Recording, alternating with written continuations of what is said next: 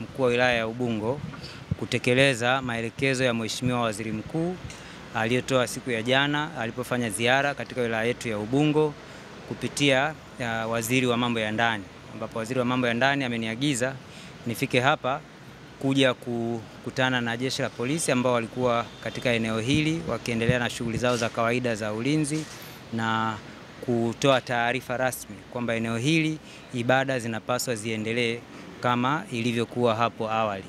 Lakini niliona sio vyema na ni busara mimi mwenyewe binafsi nikafika kujionea hali ilivyo kwa kipindi hiki ambapo kulikuwa hakuna shughuli zote za ibada. Na namshukuru mchungaji pamoja na timu yake, tumeongozana, wamenionyesha hali ambayo iko ndani.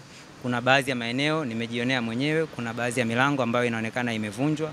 Kwa najua na nataka hili niliweke vizuri ili lisitoe nafasi ya kuleta misuguano, kwamba sasa nimwagize baba mchungaji hapa pamoja na timu yake kwa taratibu kabisa, wao wakae wapitie eneo lao lote waangalie, kwa sababu kwa maelezo ambayo walinipa awali na hata mara ya kwanza tulipokutana, wakati wanatoka katika eneo hili hakukuwa na makabidhiano. Kwa hata leo ndio maana unaona hakuna anayetumia neno makabidhiano, si ndivyo? Kwa sababu maelekezo ni kuruhusu shughuli za ibada ziendelee hapa. Kwa mimi nimwombe baba mchungaji pamoja na timu yao watakaporudi hapa kwa utulivu, wao waangalie hali ambavyo waliacha katika mazingira walioacha na hali ambavyo walikuta, na waniletee mimi taarifa rasmi ya kile ambacho wamekutana nacho. Wasiwe na wasiwasi wowote au woga wowote kuja ofisini kwangu kuniambia bwana mkuu wa wilaya, baada ya wewe kufika katika eneo lile na sisi kurudi kwa ajili ya ibada, hali halisi tuliyokuta sisi ni hii hapa. Baada ya hapo kutakuwa na maelekezo ambayo nitayatoa kwa namna ambavyo watakuwa wamefika kwangu. Nafanya hivi kwa lengo moja tu, kwamba ni maelekezo ya Mheshimiwa Rais. Ni lazima tusikilize wananchi. Sasa siwezi juzi tu Mheshimiwa Rais ametoa maelekezo ya kusikiliza, alafu mimi nifunge milango ya kutokusikiliza nini ambacho baba mchungaji atakuja kuniambia.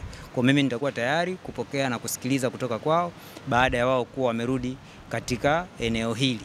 Lakini pia vile vile jambo la pili, niliona baadhi ya watu baada ya tamko lile kutolewa, kuna watu wengine walishukuru, wengine wakakebehi, wengine wakafika mahali wakasema kwamba huu ni mtego wa kumtafuta mchungaji Gwajima.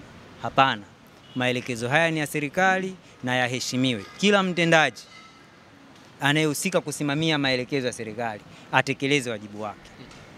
Hilo ndio la muhimu. Asije akatoka mtu akapotosha maelekezo ya waziri mkuu au maelekezo ya Mheshimiwa Rais na kuja kuleta jambo ambalo lingine tofauti. Hapa ni eneo la ibada na litatumika kwa ibada. Hakuna maelekezo mengine yoyote ambayo Mheshimiwa Rais au waziri mkuu ameyatoa. Kwa hiyo sitegemei kwamba kuna mtu yote mwingine ataenda kutafsiri anavyotaka yeye, atengeneze hofu, atengeneze mazingira. Hakuna sababu kama hivi.